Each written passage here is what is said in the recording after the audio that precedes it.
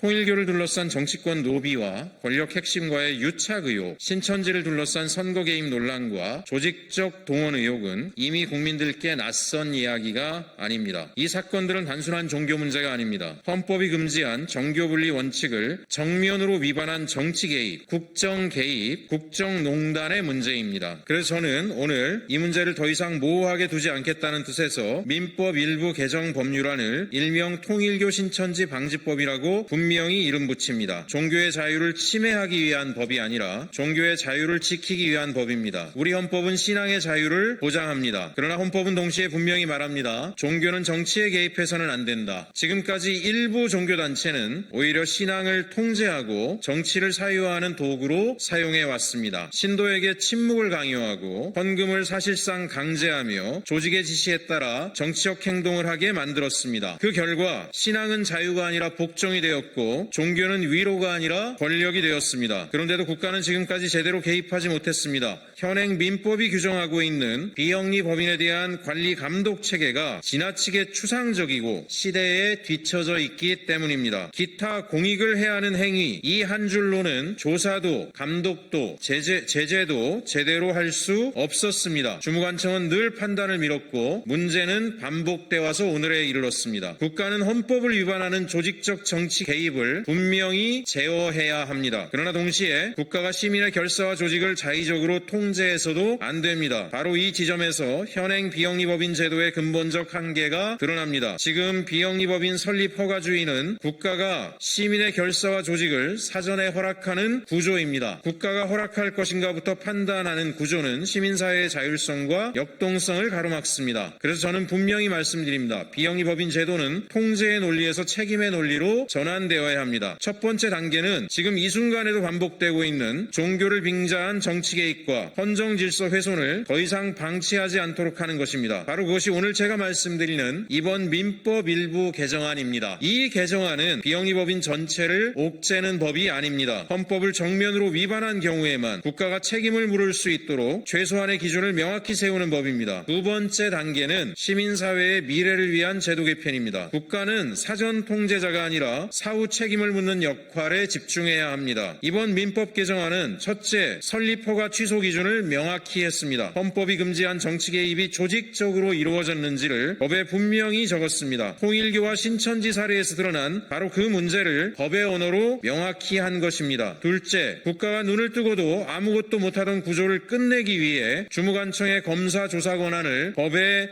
명시했습니다. 자료 제출 요구, 현장 조사, 관계자 진술 요구까지 모두 법적 근거를 분명히 했습니다. 동시에 청문 절차와 의견 제출 기회를 명시해 행정권 남용은 철저히 막았습니다. 이 법은 강한 법이지만 무분별한 법은 아닙니다. 셋째, 아주 중요한 핵심입니다. 중대한 반사회적 행위와 정치 개입으로 설립 허가가 취소된 경우에만 그 법인의 자녀 재산을 국고에 귀속하도록 했습니다. 왜냐하면 돈이 남아있는 한 법인은 이름만 바꿔 다시 태어나기 때문입니다. 사람도 구조도 문제도 그대로 반복됩니다. 다시 한번 분명히 말씀드립니다. 이 법은 정상적으로 운영되는 재단법인, 건전한 종교단체, 선의로 활동하는 비영리법인을 결코 겨냥하지 않습니다.